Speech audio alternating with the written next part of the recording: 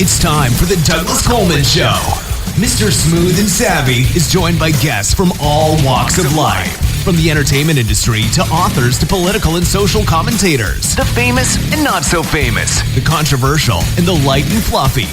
We have it all. Now, here is Douglas Coleman.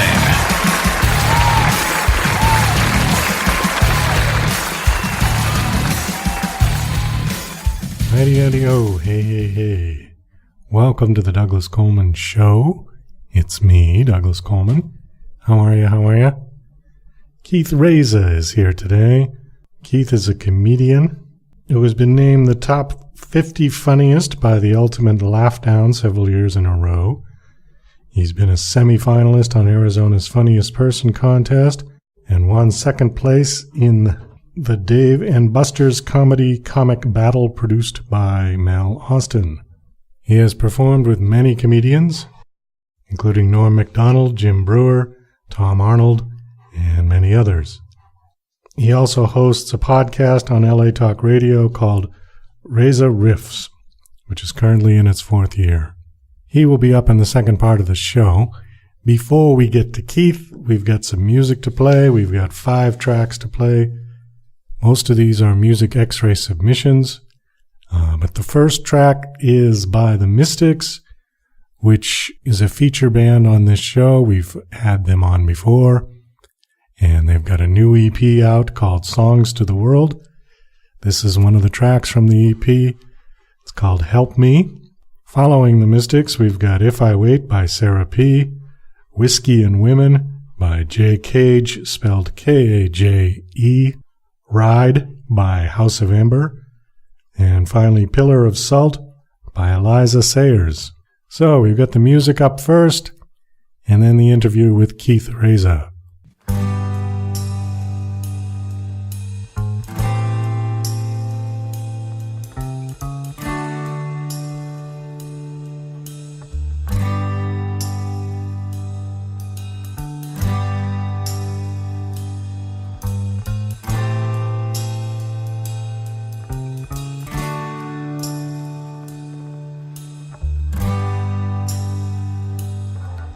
Oh, the world keeps on turning, but I still feel the same. And now that I'm older, I could really use your help.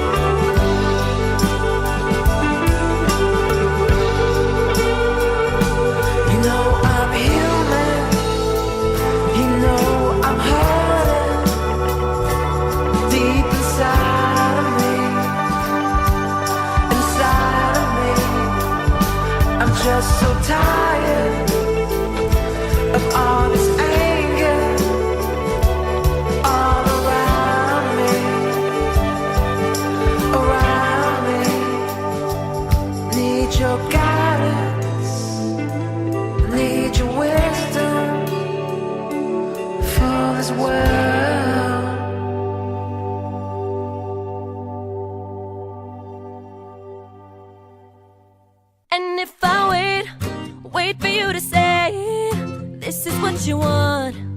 Baby, I'd be waiting on forever, but I don't have the time.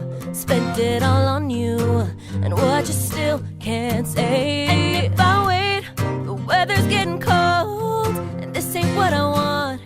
But lately I've been feeling warmer here when I'm alone. 'Cause I ain't got the time. Spent it all on you, and what you still can't say.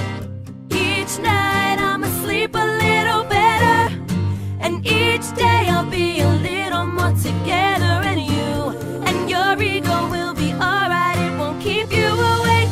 I won't be lonely 'cause I'm keeping all the loving that I gave. I'm giving it back to me 'cause I need it more. And I'm sending all of your well wishes out the door.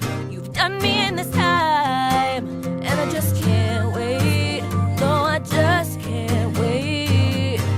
Yeah, I know I'll be waiting on what ain't gonna come, 'cause it's impossible to give you everything that you want.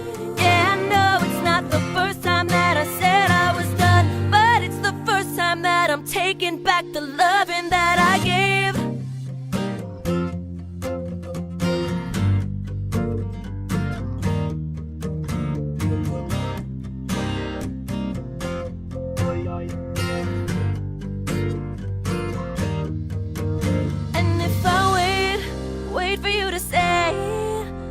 What you want, baby, I'd be waiting on forever, and I don't have the time.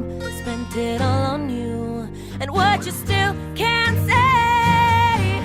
Each night I'ma sleep a little better, and each day I'll be a little more together. And you and your ego will be alright. It won't keep you awake.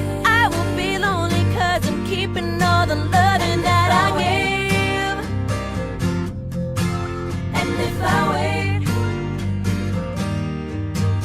and if I wait, and if I wait, I won't be lonely 'cause I'm keeping all the loving that I.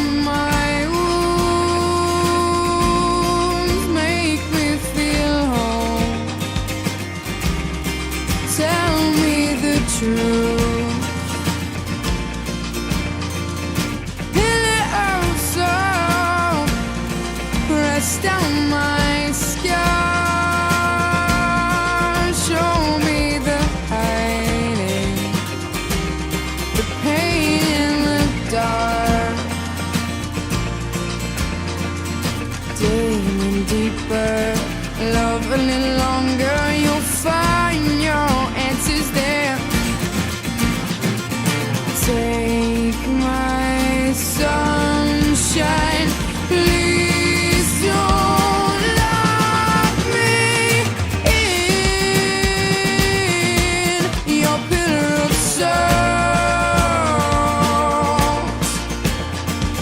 Look at my cuts, tell me, is it real?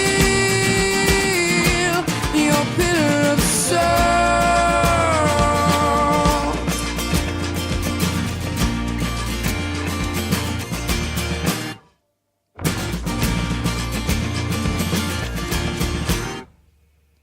Pillar of salt, caress my bruise. It doesn't matter if it's blazed by you.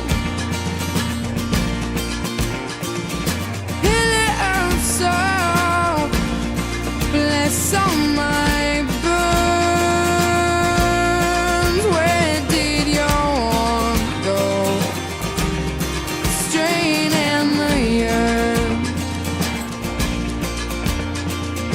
digging deeper, love a little longer, you'll find your answers there. Take my sunshine, please don't lock me in your pillar of salt. Look at my cuts, tell me, is it real? Your pillar of salt. Don't look at me that way. Don't tell me to behave. Don't dictate what I say. You pillar of salt. Pillar of salt. Where did the time go? Where did the time go? Where did the time go?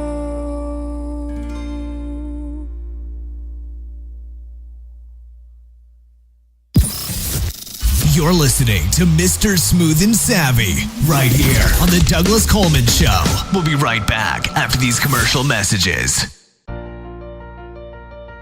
DJC Music and DJC Productions are pleased to announce a brand new website. We have started a listing website for radio show hosts as well as potential show guests. This is a meeting site where hosts and guests can come together. Show hosts can list their show and types of guests they're interested in booking. Potential guests can list their talents, bio, accomplishments, or anything they feel makes them an interesting radio show guest. There are no recurrent payments, only a one-time $5 listing fee. Your listing will stay up until you decide to cancel. Previous guests of The Douglas Coleman Show are welcome to submit their guest listing free of charge. Go to radiohostsandguests.com. That's radiohostsandguests.com.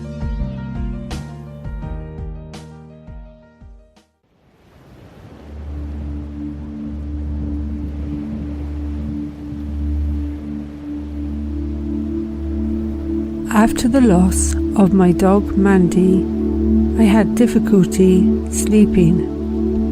She had been my best friend for years. She slept on the end of my bed, and I found her snoring soothing. It was difficult for me, as I also found little support for my grief. Not being able to sleep was the worst. I decided to create an audiobook to help people like me.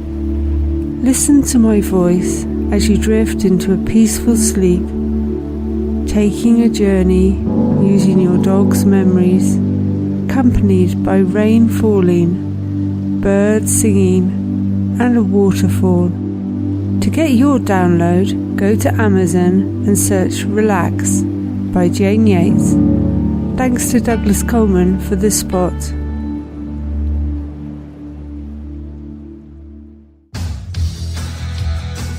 Hi there, this is Stuart Epps from the UK, record producer, engineer. You might have heard of me. I've worked with artists from Elton John to Led Zeppelin to Bad Company, Twisted Sister, Robbie Williams, Oasis, many, many great bands and artists in the past and the present and hopefully in the future. But you can work with me as well. You know, all you got to do is get in touch with me on eppsmusicproductions.com. That's eppsproductionsmusic.com. And I can help you with your productions and with your recordings. A lot of people do home recordings now, which you can only take so far. Maybe they need a bit of professional help. So get in touch with me and we can sort it out. And thanks for Douglas Coleman for giving me this spot. Thanks a lot. Cheers, bye.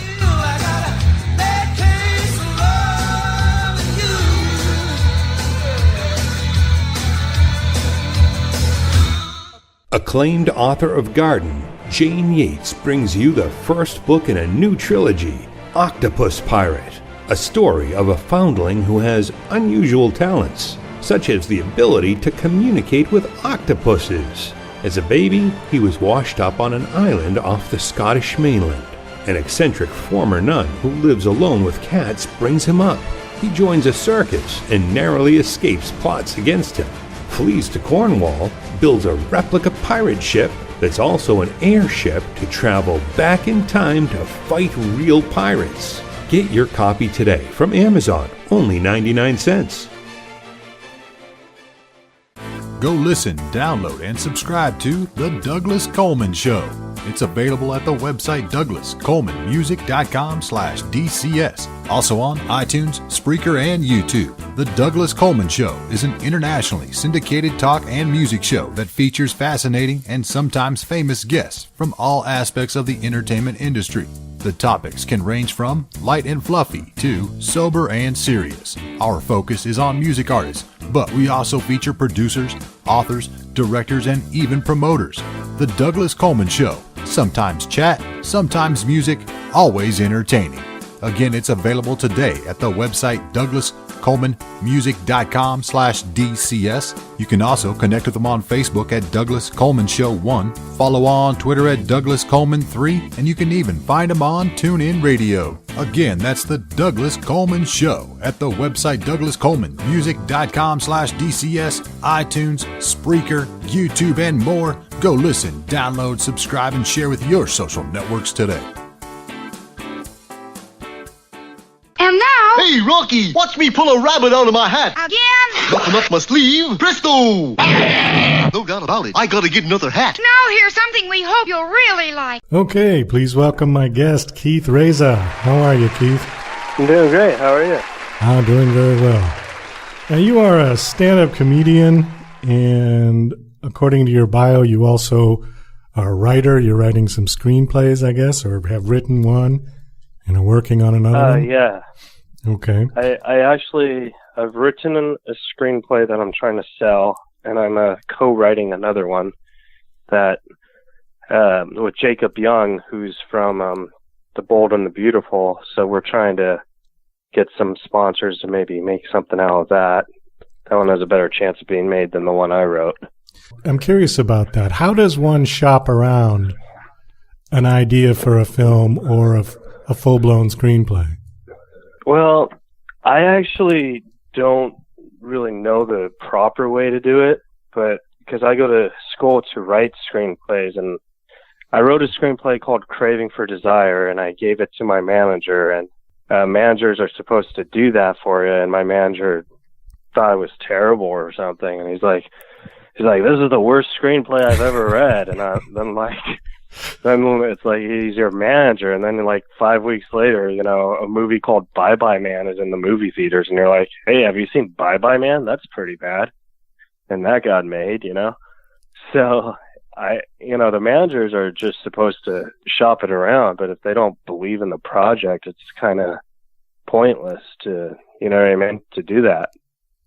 So I met Jacob Young, who is a friend of mine, and he wrote an original screenplay and he hired me to polish the jokes and stuff. So that's what I'm working on right now, and it seems to be a better chance of getting some steam. It's like a Wedding Crashers type of film, so I'm very excited about that. We'll see if anything happens on that one, but like I said, there's more interest to my manager on that one than the romantic movie I wrote. Are you more interested in pursuing a career as a writer or as a stand-up comedian? I'm actually more interested in stand-up comedy, but I want to do acting, and the thing is, I don't like auditioning, because like I have Asperger syndrome, so like when I go on auditions, I get very it's hard for me to socialize with more than 2 people at a time. So like I always fail the auditions, I'm thinking, I could do way better, but I figured if I do writing, I could write myself into a movie. Okay, you said Asperger's syndrome. I have no idea what that is. I've never even heard of it until I saw your bio.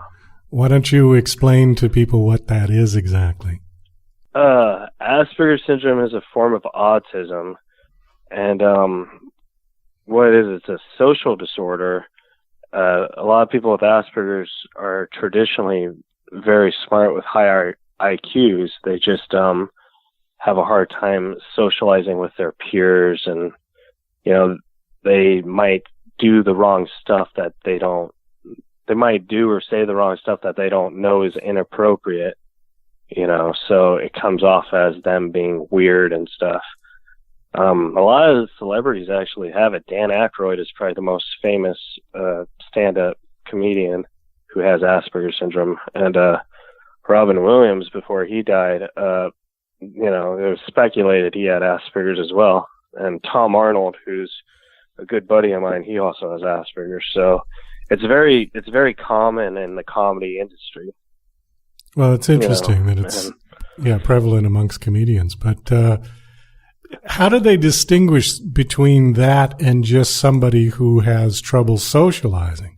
I mean, I'm not following anything in your line of conversation that signals, oh, this guy is not socially adjusted. You seem perfectly fine. Yeah. Well, when I was growing up, I was very nonverbal. And when I started doing stand-up, because I always got picked on in school for being the weird kid who, didn't talk, and one day I just thought, I don't get why all these kids are making fun of me. Is it because I'm funny or is it because I'm actually weird? So I did an open mic night at there's like a little mom and pop coffee shop. And that's how I got into stand-up. And the more I did stand-up, and I've been doing stand-up for 14 years. So like each year I got more better at socializing because I had to learn how to read people, which I don't know how to do. I had to learn how to read people, what was funny and what wasn't funny. I had to use tape recorders. I had to have a social coach play me what jokes were funny and, stuff like that. So like it took me a very long time, and yeah, I'm more social, but there's still some things I don't see, man. And I can't tell when I offend somebody, like when people stop talking to me, I just think they just stopped paying their phone bill. You know what I mean? All right. Let me go back to something you just said there. You said you can't tell when you offend somebody. Yeah. So, I mean, if you came up to somebody and said, "Hey, buddy, you're an asshole," you wouldn't get. We could curse on this? Oh, sure, yeah.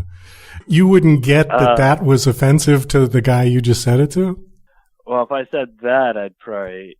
I mean, no, not really, because I feel that those words are spoken in today's language all the time.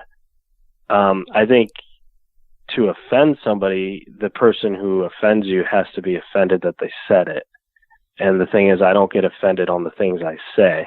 Like if I called somebody an asshole, I mean, for me to call them that, they'd really have to be an asshole. So they'd have to offend me in some way for me to call them that. And if I called them that, I wouldn't care if I offended them because they already offended me. Does that make sense? Well, yeah, it makes perfect sense, but it's not helping me understand this Asperger syndrome because that seems like what anybody would do. No, I was just giving you an example that like I don't so like because there's two sides of every story. So if a guy offends somebody and then you offend them back, I don't see that I offended them back. I just snap at them and I just move, and then I just move on. So like if I called somebody an asshole, your question was, do I not see if that's offensive? No, I don't see that's offensive because usually if I ever do that, people have already offended me in some form. Okay. So I wouldn't know that it offended them. Is that more clear? Yes, but it maybe it was just a bad context. Because I would do the same thing. You know what I mean? I wouldn't call somebody an asshole. You might have Asperger's. Well, maybe I do.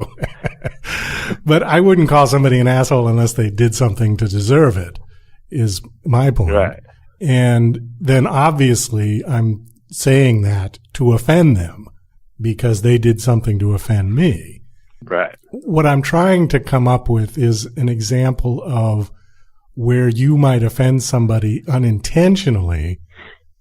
Maybe calling somebody an asshole was a little too deliberate, but can you give me an example of how you might offend somebody without, definitely. Well, this is an example. A few years ago, I lost my grandfather, and he was he was my best friend, and we did everything together.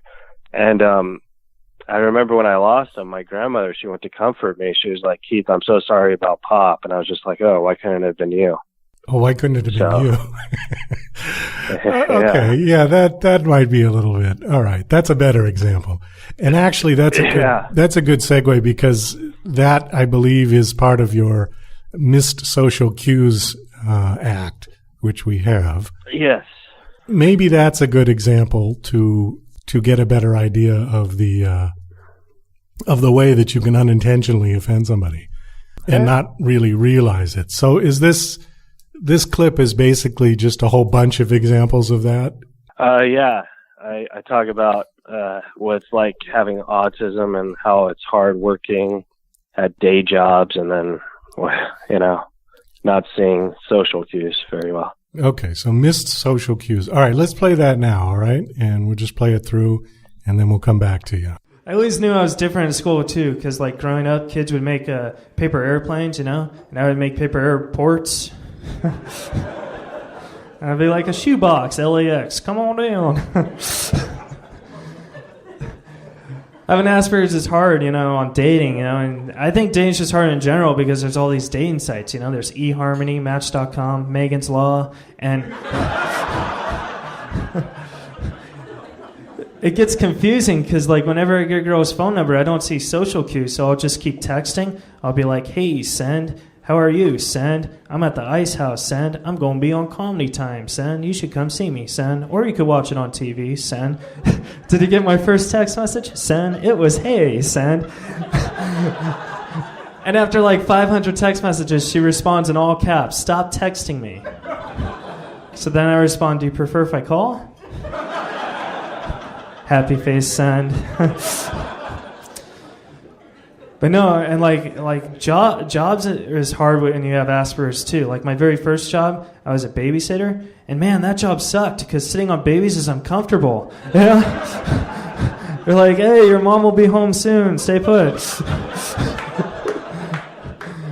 But no, I don't see social cues. So like, I had a job once at a grocery store, and that job, it sucked, man, because like you had to communicate with people, and I don't like doing that. People scare me. So, like, I was a cashier, and I was like, hi, how are you? And this guy's, like, horrible. My wife's cheating on me with my brother. I walked in on him, and I was like, I don't see social cues, so I just say, first thing that comes to mind, I was like, oh, that's great. Do you have a Ralph's card? And then, And then, like, my grandpa, he was my best friend, he didn't judge me for having Asperger's or not. He loved me for me, And then when he died, people will try and comfort you. So my grandmother tried to comfort me, and she was like, Keith, I'm so sorry about Pop. And I was just like, oh, why couldn't it have been you, I like the first one, actually, about the paper airport. That was pretty good. Oh, thank you. I hoped you like all of them. Oh, I did like all of them, yeah. But that one was just kind of my favorite of the group. I'm getting a better idea of Asperger syndrome. But it's very subtle, though, because I've met people who were just, like, not tuned in. I've worked for people like that who, you know, they were my boss, and you'd say something, and it would just kind of whoop, you know, like they just weren't paying any attention. They didn't listen to what you're saying.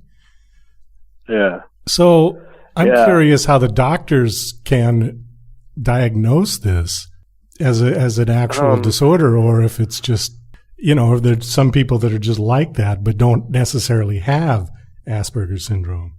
Well, I was diagnosed in '98, and what they did was, I mean, I'm sure the changes of diagnosis is different now. It's not even technically, if we're being technical, it's not even called Asperger's syndrome anymore. It's called autism of support.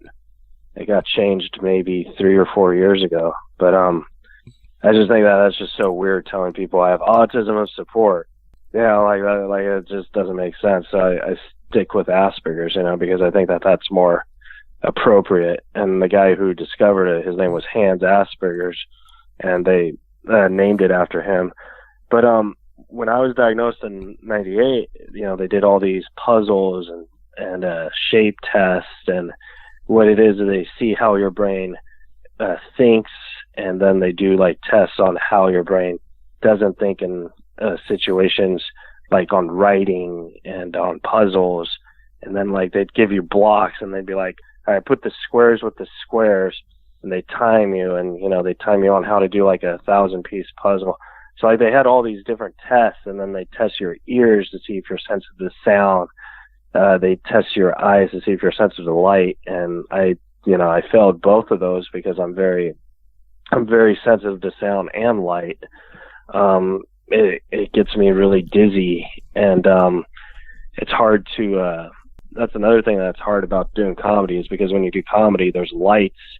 When you're on stage, there's lights blinding you, and sure. it's very, it's very hard for me. Like, I'm usually always holding the mic stand, like, or like I'm very, like, I'll look down, and I just won't even look. And that's another thing. I have a hard time, like, looking people in the eyes and stuff. Like, eye contact really scares me. So, like, when you have that plus bright lights, you're like, oh my. Like, it's like when you die, and you, like, that's why I'm scared of death, because I don't know if I'm going to heaven or hell. But if I'm going to heaven, I'd be like, oh God, the light, you know what I mean? Like, I'd be like, can I bring sunglasses or something? If I'm getting accepted in this heavenly gate, I need sunglasses, you know? I don't think they let you bring anything with you. Yeah. I mean, so that's the kind of test that they did when I was growing up. And, you know, I do a lot of autism shows and stuff, and I'm going to be honest, I haven't really asked how the new testing is formed right now. But that's a good question, because there's kids now that get diagnosed with autism, and I'm sure they get tested the exact same way, but with the internet now, I think it's more easy to do self-diagnosis than get a doctor diagnosed. Does that make sense? Yeah, it does. How did you do with the blocks? Because that's a sort of a component of IQ tests. Yeah, I did awesome with the blocks. Like, that was probably my favorite test, because not only did I pass the test, I was like, after, you know, they were like, I remember I was like, because like blocks to me are like Legos, and that, what's that game that kids play where you like wood, it's like Legos, but it's like wood things. You put you know what I'm talking about? Is it the one where you got to try to pull the pieces out without the whole tower falling down? That one? Yeah. It's like that. Oh, I think that one's called Jenga. Yeah. Yeah. So those were like my toys that I really, and to be honest, I still play games like that. Like, it really focuses my mind, you know? So like, I remember that, like, when I was doing the blocks and stuff, I was just building other stuff with the blocks, and it probably looked like nothing to them, but in my mind, I thought I was building like great architect stuff, you know what I mean?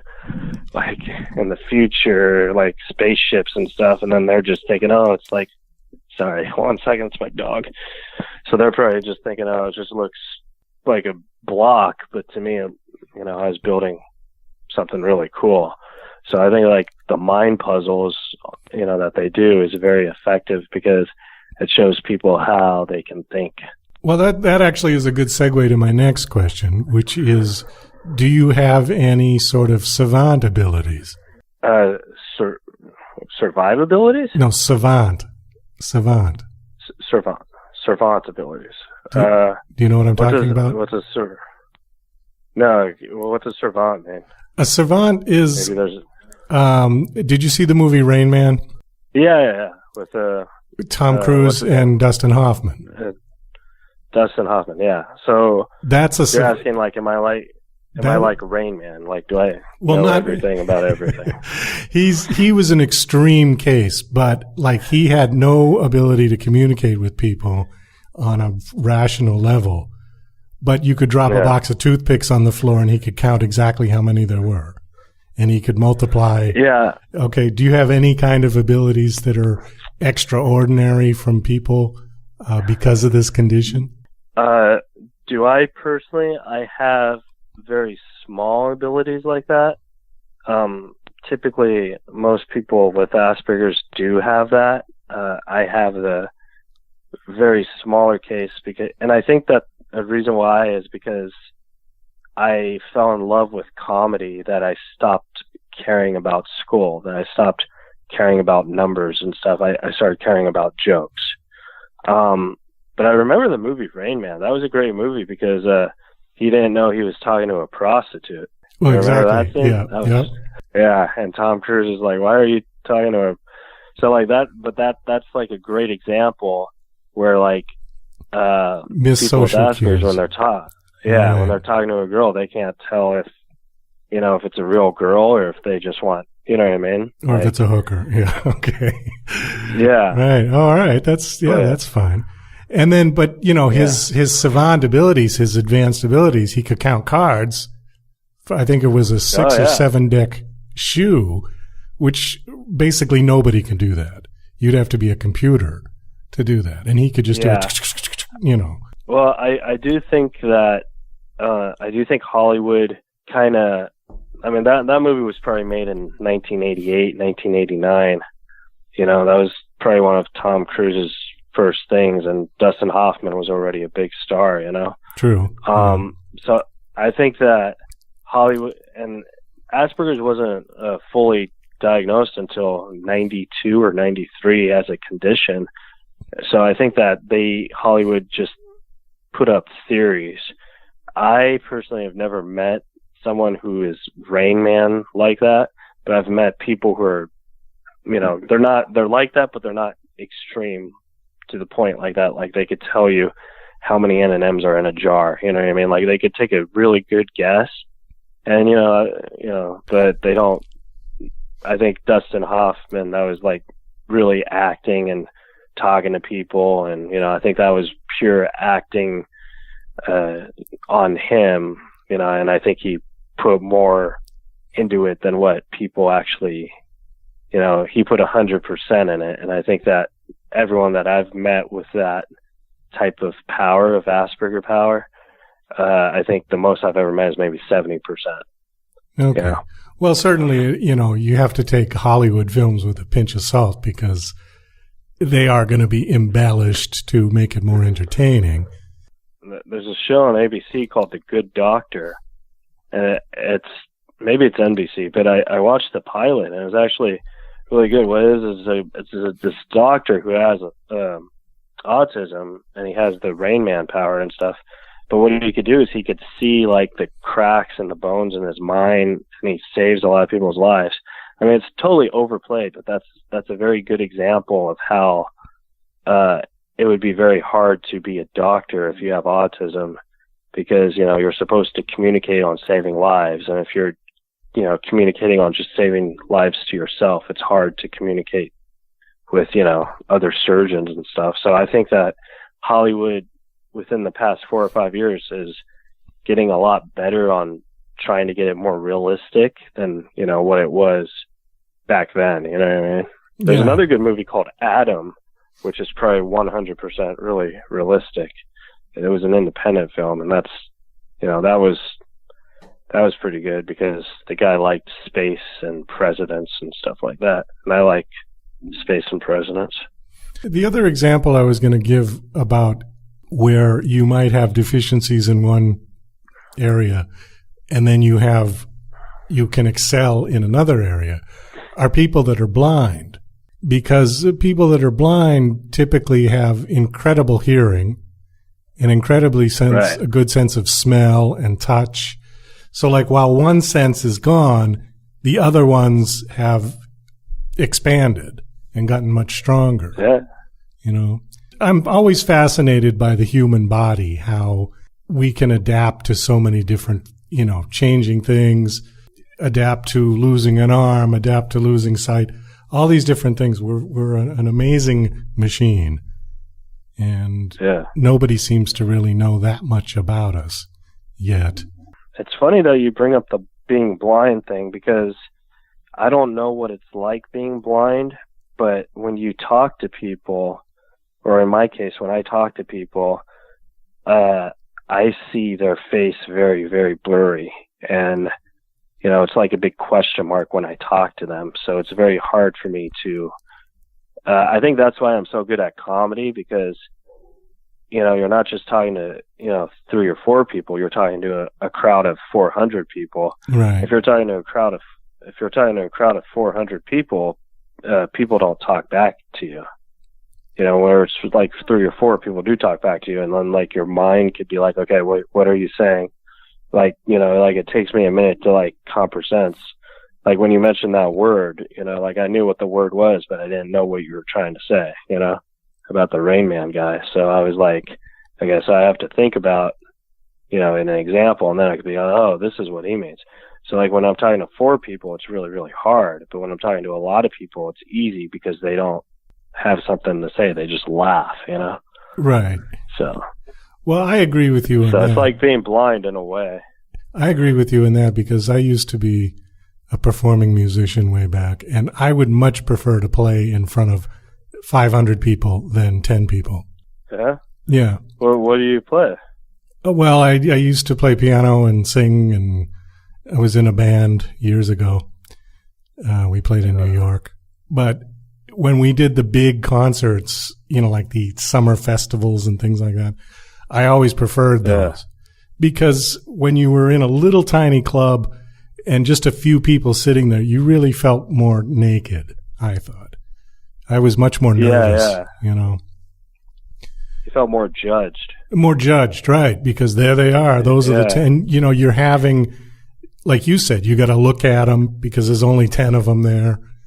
And where if there's 500 people, there's all kinds of stuff going on. People are walking around, people are doing this, and you can just kind of get lost in your music and just play. And it was a much more pleasant experience for me.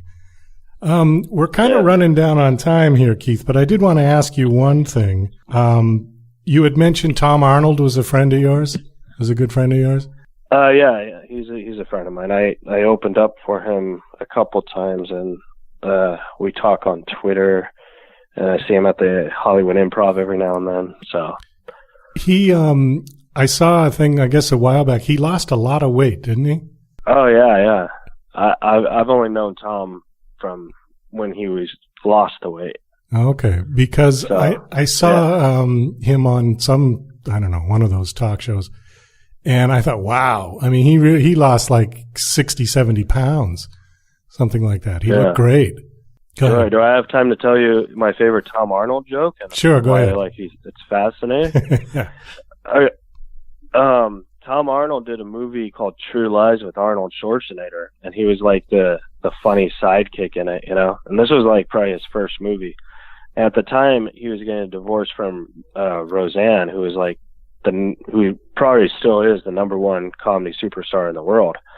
And there's a line where Arnold Schwarzenegger thinks his wife in the movie's having an affair, and he talks to his buddy. Tom Arnold took one of his jokes that he does in his stand-up at that time because he was getting divorced, and he said it in there. It was the funniest joke in the whole movie, and it's probably the funniest joke in movie history. It's and I think it's because Tom Arnold delivered it so well, and Arnold Schwarzenegger didn't know he was going to say that, so he just played it off like that's fascinating. Where he's like, the joke is, okay, so same thing happened to me with wife number 2, remember? Which is wife number 2 is Roseanne. So he's like, I came home, the house is completely empty. I mean, completely empty. She even took the ice cube trays out of the freezer. What kind of sick bitch takes the ice cube trays out of the freezer? Like, that's just such a funny joke because like that would be the last thing anyone would take. You know what I mean? Oh, true. So true enough. That's how fascinating. Like, that's one of the reasons why I really admire him, because he took a chance to put one of his own jokes into a movie, and it's made the final thing. You know what I mean? And that was just quick thinking, and like that's where the Asperger's is strong, especially maybe in comedians, because they could come up with a really good joke and really polish it and make it into something really good. And I think he proved that in that True Lies scene. You know. He just ad-libbed that while they were shooting, and they left it in the final cut? Oh, that's great. Well, he didn't ad-lib it. It was one of his jokes from a stand-up, but he felt that joke would be perfect in the scene because, like I said, Arnold Schwarzenegger thinks Jamie Lee Curtis is having an affair. So he comes out of the building, and he almost gets hit by a car. And then the original line, Tom Arnold like curses at the car because it almost ran over Arnold Schwarzenegger, and then he just added that joke, you know. Okay, and James Cameron liked it so much. The joke wasn't in the original script. No. Oh, okay. All right. Well, yeah, that is great. All right, Keith. You performing anywhere? You want to mention any place you're going to be in the near future? In the near future, well, I do a lot of shows with Norm MacDonald and Jeremy Hotz. Those are the two guys that I go on the road with. So wherever they're playing, I would say there's about a 40% chance I'll be there. Okay. I'd say 50, but you know, you never know with school and stuff. But I do perform in Huntington Beach in November with Nemir, who's like he's a really great comic. He's from the Middle East, and he's like the Richard Pryor of comedy back there. So he's coming to the States to really blow up, and you know, I'm hoping he'll like my humor, and you know, he'll help me go to the next step, you know. Great. And then I also have a podcast called Reza Rifts on iTunes. You know, I interview people like Norm, Andy Dick, Jay Moore, and, you know, it's fun. And, you know, I really do like my podcast because I like talking to people about comedy, and I just like listening to their stories too, you know. What's the podcast called again? It's called Reza, R-E-Z-A, Rifts, R-I-F-T-S, and it's on iTunes. It's on iTunes. Okay, great. Well, Keith, thanks so much for coming on, and thank you for your very informative conversation. I learned something today, something I'd never heard of before. I hope it was funny. I mean, I was like, they got me this interview. I was like, all right, I'm going to be funny for them, you know? So, like, I was, like, writing jokes, but like I said, I thought we were doing it the next day, so I was going to prepare the jokes tonight, you know, and practice with my mom and dad. Oh, that's all right. No, it was a good interview. All right. All right. Well, that's about all the time we've got for the show today. I want to thank my special guest, Keith Reza, and thank you to the Mystics, Sarah P., Jay Cage, House of Amber, and Eliza Sayers for their music. This is Douglas Coleman saying goodbye.